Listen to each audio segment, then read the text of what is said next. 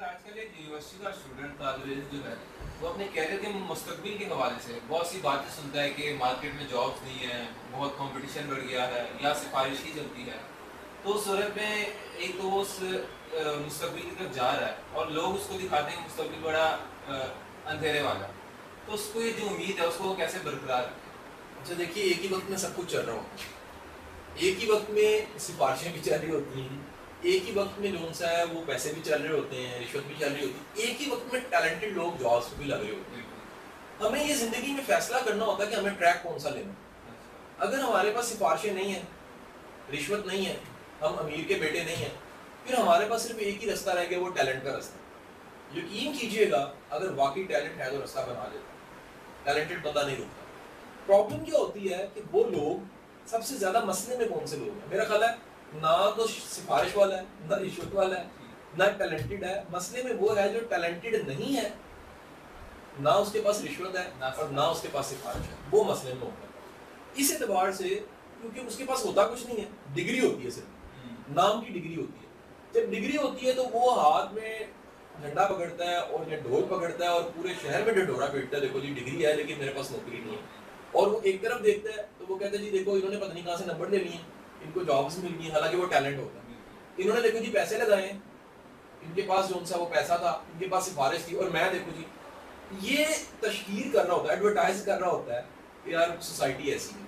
در حقیقت ٹیلنٹڈ بندے کے لیے ہمیشہ رستہ ہے. ٹیلنٹڈ بندہ اپنی جگہ خود بنا. کیا بڑی خوبصورت بات کہی جاتی ہے کہ پہاڑ کی چوٹی پہ ہمیشہ بندے کی جگہ موجود ہوتی ہے. تو آپ نے فیصلہ کرنا ہوتا ہے کہ اس جگہ کو اگر آپ نے لینا ہے تو پھر آپ کن حالات میں ہیں، کچھ بھی ہے، آپ پہنچ جاتے ہیں. ایک بات بتا دوں، ایکچوئل پروگرس جو سی ہے، شاید جابس تو مل جاتی ہیں، ایکچوئل پروگرس، اصل ترقی اور اصل جائنٹس جو سے ہیں وہ ٹیلنٹڈ لوگ ہوتے ہیں. سفارش والا نوکری لے سکتا ہے، رشوت والا نوکری لے سکتا ہے، لیکن بہت ترقی نہیں کر سکتا. ترقی کر کے اس جگہ پہ پہنچ کے اپنے آپ کو قائم رکھنے والا بندہ وہی ہے جو ٹیلنٹڈ ہے. تو اگر آپ کے پاس نہ پیسہ ہے، سفارش ہے، نہ رشوت ہے، تو پھر ایک ہی رستہ ہے، وہ ہے محنت کا رستہ اور ٹیلنٹ کا رستہ. ٹیلنٹ کا رستہ شروع یہاں سے ہوتا ہے کہ وہ چیزیں جو آپ میں وہ کوالٹیز نہیں ہیں اور مارکیٹ میں ان کی ڈیمانڈ اپنے اندر پیدا کریں. اگر پیدا کریں گے تو یقین کیجیے گا آپ کو ہاتھوں ہاتھ لینے کے لیے لوگ تیار ہو جائیں. میں نہیں مانتا، میں آئی ٹی کے ایکسپرٹ سے ڈسکس کرتا ہوں، وہ کہتے ہیں آئی ٹی کی ڈگریوں والے بڑے ملتے ہیں لیکن آئی ٹی کا ایکسپرٹ ہمیں کم ملتا ہے. میں نہیں مانتا، انجینئرس کہتے ہیں جی ہمیں نوکری نہیں ملتی. جو انجینئرنگ کی جابس دینے والے لوگ ہیں وہ کہتے ہیں ہمیں ٹیلنٹڈ انجینئر نہیں ملتا. میں نہیں مانتا، لوگ کہتے ہیں جی اکاؤنٹس کے کام میں جابس نہیں ہیں، بے شمار ایسی فارمز ہیں وہ کہتے ہیں ہمیں اچھا اکاؤنٹنٹ نہیں ملتا. تو یہ ہمیشہ ٹیلنٹڈ بندے کی قدر ہوتی ہے. ٹیلنٹڈ بندہ اپنی جگہ بنا لیتا ہے اور ٹیلنٹڈ بندہ ہی گرو کرتا ہے. جب رستہ ہی ٹیلنٹ سے بن رہا ہو پھر ٹیلنٹڈ ہونے میں حرج ہی کیا؟ مطلب مارکیٹ میں جاب اویلیبل ہے، مارکیٹ جو ہے ادھر گیپ ہے، مگر اس کو ٹیلنٹ سے فل کرنا ہے. دیکھیے حالات ٹائٹ ہو سکتے ہیں، حالات بہتر ہو سکتے ہیں، لیکن یہ نہیں ہو سکتا کہ ٹیلنٹ کی قدر نہ ہو. دنیا میں کوئی دور ایسا نہیں آیا جس میں ٹیلنٹڈ بندے نے اپنی جگہ نہ بنائی. اگر آپ ٹیلنٹڈ ہیں تو اپنی جگہ بنا لینی ہے، یہ دیر بدیر بنا لینی ہے. یہ کنفرم ہے، ممکن ہے 2 دن لیٹ ہو جائے، لیکن یہ ممکن نہیں ہے کہ آپ پہنچے نہ پہنچ جاتے.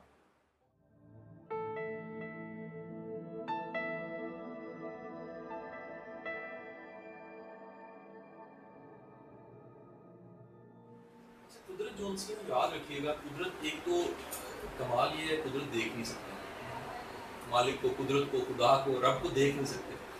قدرت کی ایک نوازش ہوتی ہے، وہ آپ کی ساری زندگی کے سفر میں سب سے بڑی نوازش قدرت کی ہوتی ہے.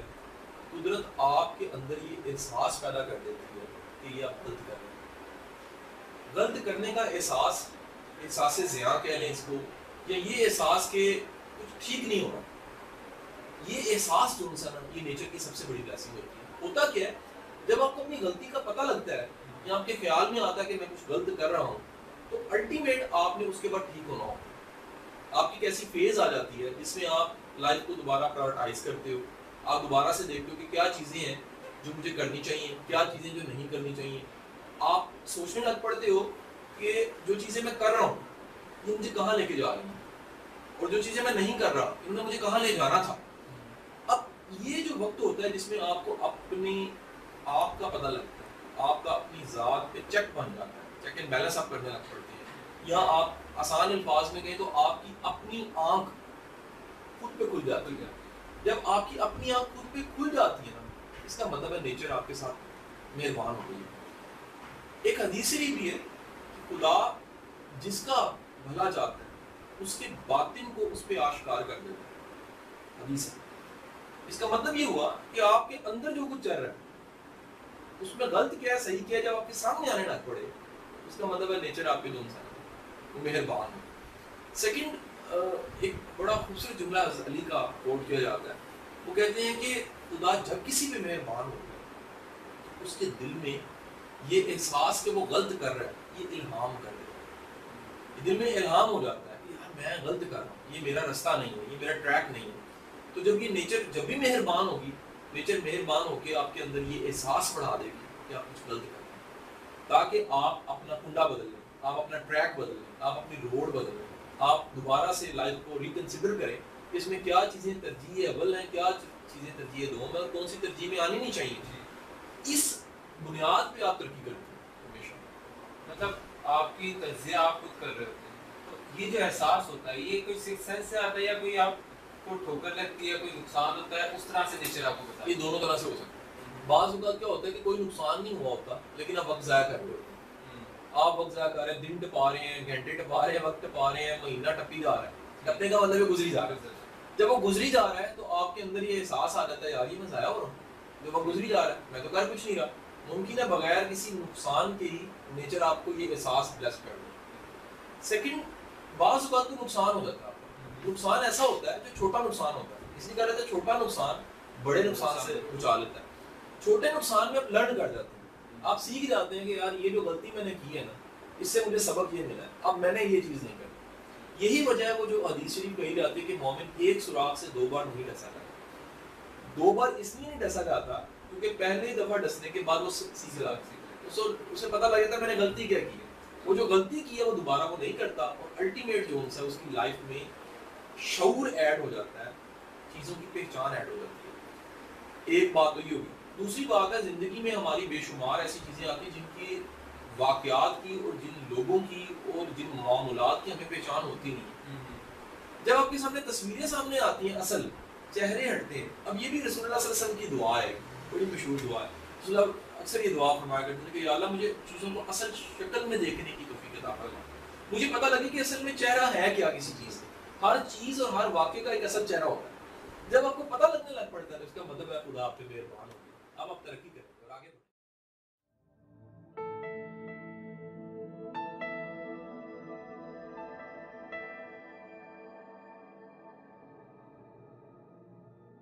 توبہ در حقیقت اس احساس کا نام ہے کہ میری انرجی بڑی قیمتی تھی, میرے پوٹینشیل یہ جو بٹس تھے بڑے قیمتی تھے, اور میں نے ان کو ڈرین کر دیے, ضائع کر دیے ایسی جگہ پہ جہاں پہ نہیں کرنا چاہیے. یہ سیلف ہیلپ. یعنی آپ در حقیقت آپ خدا کی دی ہوئی وہ نعمت, وہ وقت تھا, وہ انرجی تھی, وہ آپ کا ٹیلنٹ تھا, وہ آپ کا اپنا آپ تھا. اگر آپ نے اس ٹیلنٹ کو اپنے آپ کو غلط جگہ ضائع کر دیا, ویسٹ کر دیا, تو آپ کے اندر یہ احساس آ جائے گا کہ میں نے غلط کیا. یہ غلط ہونے کا احساس یہ ہے ندامت. اگلی سٹیج ہے توبہ. توبہ کا مطلب یہ ہے کہ بندہ کمٹمنٹ کرتا ہے سیلف کے ساتھ بھی اور گاڈ کے ساتھ بھی, نیچر کے ساتھ بھی, قدرت کے ساتھ بھی, خدا کے ساتھ بھی, کہ اب میں نہیں کروں گا, اپنی انرجی کو ڈرین نہیں کروں گا, اپنی توانائی کو, اپنے پوٹینشیل کو ضائع نہیں کروں گا. ایک دوسرا اس کا سیلف ہیلپ کا حصہ یہ آ جاتا ہے کہ زندگی میں بے شمار دفعہ آپ کچھ چیزیں ایسی لے لیتے ہو جن کی قیمت آپ زیادہ دے دیتے ہو اور وہ چیزیں اتنی مہنگی نہیں ہوتی. اب جب بھی آپ یہ ڈیل کرتے ہو کہ آپ نے سستی چیز کو مہنگا لے لیا, میں مثال آپ کو دیتا ہوں. فیملی آپ کی ترجیح اول پہ ہونی چاہیے تھی, لیکن آپ نے وہ دوستوں کے ساتھ وقت ضائع کر دیا, یا ایک فرینڈ کے ساتھ یا گرل فرینڈ کے ساتھ وقت ضائع کر دیا. تو آپ کے اندر جب یہ احساس آئے گا تو ندامت آ گئی. ندامت آئی تو آپ توبہ کرو گے کہ میں نے قیمتی چیز اپنی وہ دے کے سستی چیز لے لی. جب میں نے جانا تو پتہ لگا میں نے تو بہت سستی چیزیں لے لی, غلط سودا کر لیا. تو یہ احساس بھی آپ کو توبہ کی طرف لے کر جائے گا. تیسرا, آپ الٹیمیٹ اپنے آپ کو آنسریبل سمجھتے ہو 2 جگہ. اپنے سامنے اور قدرت یا خدا کا سامنے. یہ بھی سیلف ہیلپ کے پیراڈائم میں بتا رہا ہوں.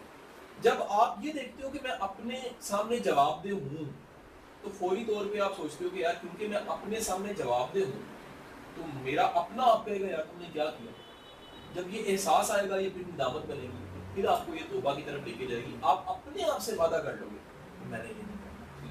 اس طرح نیچر کے ساتھ تم سوچو گے کہ میں خدا کا سامنا کروں گا تو ہوگا یہ شرمندگی ہوگی, اور وہ کیا کہے گا تم نے کیا کیا, میں نے تو یہ کہا تھا تم نے یہ کیا. جب یہ احساس آئے گا پھر ندامت ہوگی, اور جب ندامت ہوگی تو پھر آپ توبہ کی طرف جائیں گے. توبہ پھر کمٹمنٹ کا نام ہوگا. توبہ کا مطلب ہے کہ آپ ایک پکا فیصلہ کر لیں, آپ اپنے ماضی کی ڈوری کو اس یقین سے کاٹ رہے ہیں کہ اس کے ساتھ اب میرا واسطہ نہیں ہے, میں نئی زندگی شروع کر رہا ہوں, میں اپنے آپ کو رینیول کی طرف لے کے جا رہا ہوں, میں اپنے آپ کو ری ایڈجسٹ کر رہا ہوں, میں اپنے آپ کو دوبارہ سے ریکنسیڈر کر رہا ہوں, اور دوبارہ سے میں ترجیحات بنا رہا ہوں کہ یار یہ چیزیں نہیں تھیں, یہ ہیں. تو توبہ در حقیقت اس کی قبولیت کی. واصف علی واصف صاحب کا بڑا مشہور جملہ ہے. واصف صاحب فرمایا کرتے تھے کہ توبہ کے قبول ہونے کی نشانی سب سے بڑی یہ ہے کہ گناہ کی یاد ختم ہو جائے. یاد اس کا ختم ہونے کا مطلب ہے کہ اگر یاد ہے ابھی تو تکلیف دا یاد نہیں رہی. آپ کہو گے یار میں نے اس کو اللہ کے نام پہ چھوڑ دیا, اب یہ میرا ماضی تھا, میں کفر والے ماضی کو کلمے والے حال کے ساتھ پاک کر کے صاف ستھرے فیوچر کی طرف داخل ہو جاتے ہیں.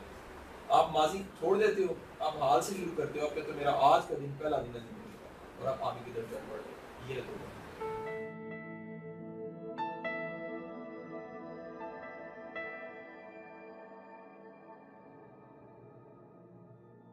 اچھا پہلی بات یاد رکھیے گا کہ اس کے کوئی عمر نہیں ہے. بالعلوم کسی کا اچھا لگنا یا چاہنا یہ بچپن سے بھی ہو سکتا ہے. اچھا لیکن ہوتا یہ ہے کہ اس میں جو تھوڑی سی انٹینسٹی والی جو ہوتی ہے فیلنگ کہہ لیں, انٹینس فیلنگ ہوتی ہیں, وہ بلوغت کے ساتھ ہوتی ہیں. آپ جیسے بالغ ہوتے ہیں تو بالغ انسان کو یہ فیلنگ زیادہ آتی ہیں اٹیچمنٹ کی. اچھا اس کے بے شمار پیراڈائم اس ڈسکشن کے, لیکن میں مختصر بتاتا ہوں. دیکھیے اگر آپ محبت کو اس بنیاد پہ لے کے آپ سلیکٹ کرتے ہیں کوئی ایسا بندہ جس کو آپ نے چاہنا ہے تو آپ اتنوں میں سے ایک کو کر لیتے ہیں. اچھا اب یہ سلیکشن کو اگر جا کے ہم اس کی سائنس دیکھتے ہیں تو سلیکشن کی بنیاد بالعلوم آپ کی سمجھ. نمبر 1 آپ کے اندر پہلے سے موجود وہ کہہ لیں ول ہے جو پہلے سے موجود ہے, وہ ڈھونڈ رہی ہوتی ہے ایسا چہرہ جو اس کو اچھا لگے, اس کو روح کہہ لیں. اب ہوتا کیا ہے کہ ایک بندہ جو شاید 14 سال کا ہے جب وہ کسی کو محبت کرتا ہے تو اس کی سلیکشن کے جو معیار ہے وہ کچھ اور ہے. وہی بندہ 20 سال کی عمر میں کرتا ہے تو کچھ اور ہے, 24 میں ہو رہا ہے, 30 میں ہو رہا ہے, اور ممکن ہے 70 سال میں کرے تو بالکل ہی کچھ اور ہے. خوبصورتی کا لفظ بھی سب کے لیے جدا جدا. خوبصورتی کے لیے کہا جاتا ہے کہ اپنی آنکھ میں پائی جائے تو خوبصورتی ہے, ادروائز بے شمار خوبصورت چہرے کئیوں کو اچھے نہیں لگ رہے ہوتے. ہوتا کیا ہے کہ جب آپ محبت کرتے ہیں تو در حقیقت آپ اپنی سب سے قیمتی چیز ایموشنز کسی میں ڈال دیتے ہیں. آپ اپنی خوشی کو قربان کرتے ہیں اور کسی کی خوشی کو اپنی خوشی سمجھنے لگتے ہیں. اب جب بریک اپ آتا ہے کسی بھی وجہ سے, بے وفائی ہو جائے, ایک نے چھوڑ دیا, فلرٹ کر دیا, حالات ایسے آئے, کچھ بھی ہوا, بریک اپ آیا تو یقینی بات ہے ایموشنز جو ڈالے ہوئے تھے وہ ٹوٹ جائیں گے. جب ٹوٹیں گے تو آپ ڈیزاسٹر کا شکار ہوگے, آپ کو ڈپریشن آئے گا, آپ کو دکھ آئے گا, آپ کو گلٹ کی فیلنگ آئیں گی, ممکن ہے آپ رونا دھونا شروع کر دو, اور ممکن ہے سوسائڈ کی طرف بھی سوچنے لگے. الٹیمیٹ اس کے سولوشنز کئی ہیں. یہ بنیادی طور پہ اس کا A+B² فارمولا نہیں ہے. پہلی بات واضح کر دوں, بریک اپ کا ایموشنل بریک اپ کا کوئی فارمولا نہیں ہے ٹھیک کرنے کا. سب سے ضروری چیز یہ ہوتی ہے کہ بندہ ایکسیپٹ کرے اس چیز کی کہ یہ ہو گیا واقعہ. اگر ایکسیپٹ نہیں کرتا تو پھر وہ تکلیف کافی عرصہ تک ساتھ رہے گی. ایکسیپٹ کر لیتا ہے اور اپنے آپ کو کہنا شروع کر دیتا ہے کہ میں اس کو ایکسیپٹ کرتا ہوں, یہ ختم ہو چکی چیز. نمبر 2 اسے اپنے آپ کو مصروف کرنا ہوتا ہے. اگر وہ اچھی مصروفیت ڈھونڈ لیتا ہے, سب سے بڑی پرابلم یہ ہوتی ہے کہ لوگوں کی زندگی میں کوئی مین ٹرین نہیں چل رہی ہوتی, کوئی الٹیمیٹ ایسا کام نہیں ہوتا جس کی طرف وہ دھیان دے سکے. جب وہ نہیں ہوتا تو صرف وہ محبت ہی کر رہے ہوتے ہیں. جب وہ صرف محبت ہی کر رہے ہوتے ہیں تو پھر جب بریک اپ آتا ہے تو پھر الٹیمیٹ وہ زیادہ ڈیزاسٹر کا شکار ہوتا ہے. جب آپ کو پتا ہوتا ہے یہ محبت ہے یہ ختم ہو گئی ہے, میں نے اب اپنے کام کی طرف دھیان دینا ہے, جو میری مین ٹرین چھوٹی ہوئی میں نے دوبارہ سے پکڑنی ہے, تو اس کی انٹینسٹی بریک اپ کی کم ہو جاتی ہے. دو باتیں. تیسرا یہ ہوتا ہے کہ آپ کو ایک آپ کا گروپ اور سرکل ہونا چاہیے جن کے ساتھ آپ کی بنی ہوئی ہو, شیئرنگ ہو. جب آپ اپنا برڈن ان کے ساتھ شیئر کرتے ہیں اس برڈن کی انٹینسٹی کم ہو جاتی ہے. فورتھ یہ ہوتا ہے کہ آپ کی زندگی میں کوئی کوچ ہونا چاہیے, ٹیچر ہونا چاہیے, کوئی ایسا بندہ ہونا چاہیے جو تھوڑا براڈر مائنڈ کا ہو, جو ملا نہ ہو, جو آپ کو صرف کرٹک نہ تنقید کا شکار نہ کرے, جو آپ کو سمجھے, جو آپ کو کندھا دے. بقول اشفاق احمد صاحب کے کہ پاکستان میں ہر ایک کو کندھے کی ضرورت ہے. وہ کندھا دینے والا کچھ نہیں کرتا, صرف کندھا دے دیتا ہے, تھوڑی سی ہمت بڑھ جاتی ہے, تھوڑا سا حوصلہ بڑھ جاتا ہے. ہوتا یہ کہ محبت ہوتی تو شاید اچانک ہی ہوگی, یا ٹائم لگ جاتا ہے, یا ہوتے ہوتے ہو جاتی ہے, لیکن بریک اپ کے بعد 2-3 ماہ لگتے ہیں بندے کو سیٹل. یہ 2-3 ماہ بڑے امپورٹنٹ ہوتے ہیں. اگر 2-3 ماہ میں بندہ سنبھال جائے اپنے آپ کو بچ جاتا ہے. عجیب بات ہے کہ بریک اپ کے بعد کچھ ٹائم کے بعد بندے کو ہنسی آ رہی ہوتی ہے, سال بعد 2 سال بعد کہ یار یہ تھا میں اتنا پاگل ہو گیا تھا اس کے پیچھے, یا میں ایسے سوچنے لگ پڑا تھا. الٹیمیٹ بندہ باہر آ جاتا ہے اگر بندے نے فیصلہ کیا ہو اور ایک بندے نے اگر ارادہ کیا ہو. آج چیلنج یہ ہے کہ پیرنٹس ان چیزوں کو جانتے نہیں, وہ ذلیل کرنے لگ پڑتے ہیں. اور یاد رکھیے گا جب کوئی بندہ پہلے ہی مرا ہوا ہے, پہلے ہی وہ بیچارہ پرابلم کا اتنی بڑے مسئلے کا شکار ہے, سیدھے سیدھے لفظوں میں اس کی پوری کائنات تو اجڑی پڑی ہے, اوپر سے اس کو بستی ملتی ہے, انسلٹ ملتی ہے, رستہ نہیں ملتا, وہ گائیڈ نہیں کرتا, تو یقینی بات ہے وہ زیادہ ڈیزاسٹر کا شکار ہوتا ہے. اس میں ضد آ جاتی ہے, اس میں چڑچڑا پن آ جاتا ہے, بے مقصدیت پہلے ہوتی ہے, وہ اپنی ساری انرجی کو ضائع کر بیٹھتا ہے. ضروری یہ ہے کہ پیرنٹس کو بھی یہ سمجھ لینا چاہیے. اگر میرے پاس کوئی آ کے کہتا ہے جی میرا یہ 14 سال کا بچہ ہے اور اس کو محبت ہوئی ہے, تو ہمیں بڑا غصہ, میری ہنسی نکل جاتی ہے کہ بھائی 14 سال 15 سال میں محبت نہیں کرے گا تو کیا کرے گا, یہی تو عمر ہے. اس عمر میں آ کے یہی کچھ تو ہونا ہے, تو پہلے ہی آپ تیار ہو جائیں. یہ مسئلے آنے ہیں ان کو ہم نے ایسے مینیج کرنا. مطلب جو جس پرسن کا بریک اپ ہوا ہے وہ پہلے اس کو ایکسیپٹ کرے, پھر اپنے انرجی ایموشنس کو کہیں اچھی جگہ ڈائیورٹ کرے, اپنے آپ کو اپنا سرکل اچھا رکھے, سرکل اچھا گائڈ لے ساتھ. اور جو پیرنٹس یا اس کے جو استاد ہیں اس کو ایسا بندہ نہ کرے. زندگی میں ایک ایسا بندہ ڈھونڈے جس کے ساتھ اس کی شیئرنگ, اگر وہ ٹیچر ہے, استاد ہے, مرشد ہے, رہبر ہے, مینٹور ہے, جس کے ساتھ کھلی ڈلی شیئرنگ ہو, اس پہ آپ کو یقین ہو کہ یار یہ بندہ جو انسان ہے یہ میری پرائیویسی بھی قائم رکھے گا, اور یہ بندہ خدا کے لیے سن رہا ہے, یہ اچھا انسان ہے. جب ایسا ہوتا ہے تو پھر الٹیمیٹ آپ کو سہارا مل جاتا ہے. سہارا بہت ضروری ہے ایسے ٹائم میں سہارا چاہیے ہوتا ہے, وہ بہت ضروری ہے.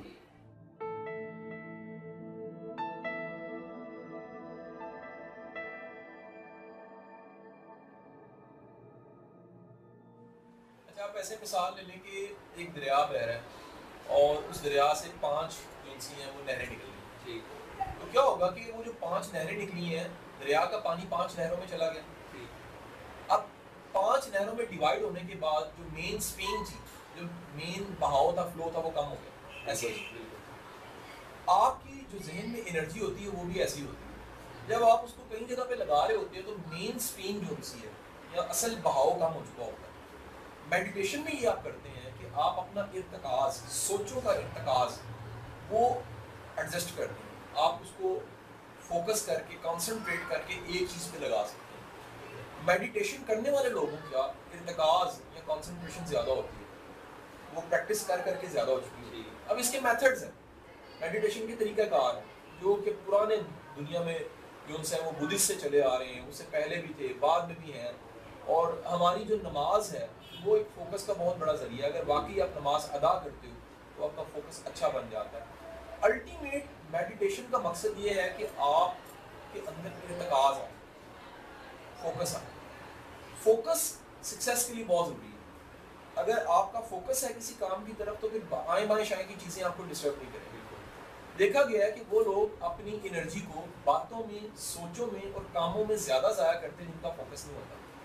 اگر آپ کے پاس فوکس ہے تو فوکس بندہ خود بخود کرے گا کیا کہ اپنی توانائی کو اس طرف لگائے گا جہاں اس کا ٹارگٹ ہے, جو گول ہے, جو مقصد ہے, جو الٹیمیٹ اس نے اچیو کرنا ہے. اگر فوکس نہیں ہے, گول نہیں ہے, مقصد نہیں ہے, تو انرجی جو سی ہے وہ مختلف ایسے کاموں میں جائے گی جو کام کرنے کے نہیں, ایسے سوچوں میں جائے گی جو سوچے سوچنے کی نہیں تھی, اور ایسے کہہ لیجیے گا مطلب باتوں میں جائے گی جو باتیں کرنے کی نہیں تھی. وہ بڑا مشہور جملہ ہے جی، وہ سقراط کے پاس کوئی شخص آیا، اس نے آ کے کوئی بات کہی، اس نے کہا یار اس بات کا تمہیں فائدہ ہے؟ اس نے کہا نہیں. مجھے فائدہ ہے، کسی کو فائدہ ہے؟ اس نے کہا نہیں. اگر کہتے ہیں یار تمہیں مجھے اور کسی کو بھی اس بات کا فائدہ نہیں ہے تو پھر یہ بات کرنے کا بھی کوئی فائدہ نہیں ہے. تو فوکس جون سا ہے وہ آپ کا مراقبے سے یا میڈیٹیشن سے آتا ہے. لکیلی اس کنٹری میں کئی ایکسپرٹس ہیں اور میرا خیال ہے سیکھنا چاہیے، لیکن یاد رکھیے گا اگر آپ کا اپنا کوئی مقصد نہیں ہے تو مراقبہ آپ کا کچھ نہیں کر سکتے. مراقبہ ایک ٹول ہے جو کہ آپ کے اندر فوکس پیدا کرے گا، لیکن اگر آپ کا اپنا کوئی ٹارگٹ نہیں ہے تو پھر فوکس کسی کام کا نہیں ہے. پھر آپ شعبے باز بن سکو گے، آپ صرف بتا سکو گے کہ یار میں مراقبہ کرتا ہوں، لیکن اگر آپ کا فوکس ہوگا، کوئی ٹارگٹ ہوگا تو پھر مراقبہ آپ کے کام آئے گا ٹول کے طور پہ. اگر اپنا ٹارگٹ نہیں ہوگا اور فوکس نہیں ہوگا تو مراقبہ کسی کام نہیں. مطلب مراقبہ یا میڈیٹیشن ایک ایسا اوزار ہے جو آپ کو اپنی انرجیز کسی خاص مقصد کے اوپر فوکس کرنے کے آسان کر دیتا ہے. اگر مقصد نہیں ہوگا تو وہ کام نہیں ہے کسی کام نہیں.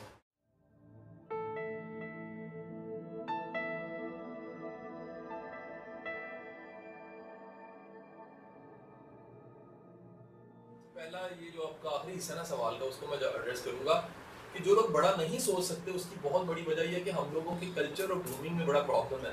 ہمیں بڑا سوچنے کی عادت ڈالی نہیں جاتی. ہمارے پیرنٹس، ہمارے ٹیچر، ہمارا ماحول، ہمارا گھر بار سارا ہمیں چھوٹا سوچنے کی عادت آتی ہے. مثلا ہم ساری تعلیم حاصل کرتے ہیں کلرک بننے کے لیے، ہم ایک نوکری کے لیے سوچتے ہیں، ہم کبھی نہیں سوچتے کہ ہم نے کاروبار کرنا ہے، ہم کبھی نہیں سوچتے کہ ہمیں ایک بڑا گھر چاہیے، ہم کہتے ہیں چھوٹا سا گھر ہی کافی ہے. اب وجہ یہ ہوتی ہے کہ ہم لوگوں کو جو بچپن سے عادت ڈال دی جاتی ہے، وہ عادت ڈال دی جاتی ہے چھوٹا سوچنے کی. اس میں ایک جلدی پہ تیل کا کام کرتا ہے ہمارا مذہبی پریچر مولوی. وہ کہتا ہے قناعت، حالانکہ قناعت یہ نہیں ہے چھوٹا سوچو. قناعت کا مطلب یہ راضی ہو جانا، جو آپ کی پوری کوشش کے بعد آپ کو ملا ہے اس پہ راضی ہو جانے کا نام ہے قناعت. پروگرس نہ ہونا یہ تو بری بات ہے، پروگریسو نہ ہونا بری بات ہے، آپ کو پروگریسو ہونا چاہیے. اب بڑا سوچنے کی عادت جو ڈالنا ہے وہ اس لیے ضروری ہے کیونکہ جب آپ بڑا سوچتے ہیں تو در حقیقت آپ کی ہوپ بڑھتی ہے، آپ کی امید بڑھتی ہے. آپ بڑا سوچتے ہیں تو لا آف اٹریکشن کے مطابق اچھے ایونٹس، اچھی چیزیں آپ کی طرف آنا شروع ہو جاتی ہیں. جب آپ بڑا سوچتے ہیں آپ کی موٹیویشن کا گراف اپ ہو جاتا ہے. جب آپ بڑا سوچتے ہیں تو آپ پھر اپنے علاوہ دوسروں کے لیے بھی سوچتے ہیں. جب آپ بڑا سوچتے ہیں تو اس کے ساتھ آپ کی وائبز بدل جاتی ہیں، آپ کی انرجی لیول بدل جاتا ہے.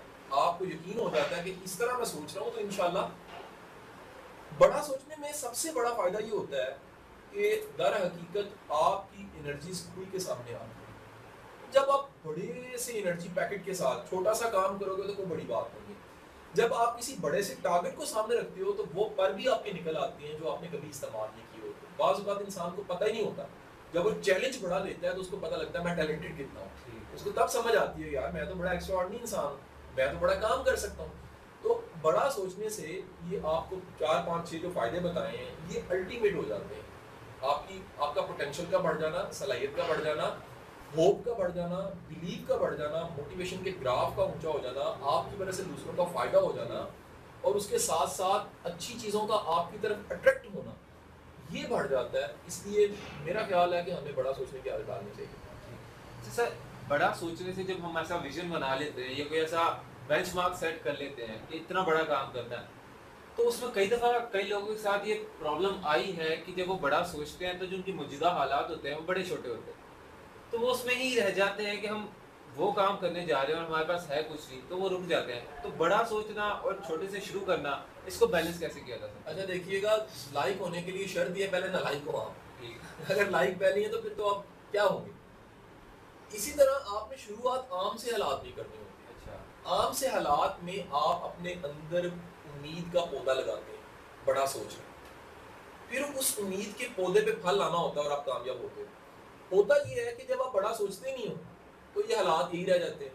ان حالات کو بدلنے کے لیے آپ کو بڑا سوچنا ہوتا ہے. جتنے بڑے لوگ ہیں انہوں نے انتہائی برے حالات میں، پیتھیٹک کنڈیشنز میں اور ہینڈ ٹو ماؤتھ والے حالات میں انہوں نے بڑا سوچا اور کر کے دکھایا. اور اس میں طاقت کیا تھی؟ بڑے سوچنے میں طاقت یہ ہے کہ وہ فیوچر کو کھینچ کے آپ تک لے آتا ہے اگر اس میں یقین شامل ہو جائے. ہوتا کیا، لوگ بڑا سوچتے ہیں لیکن انہیں یقین نہیں ہوتا.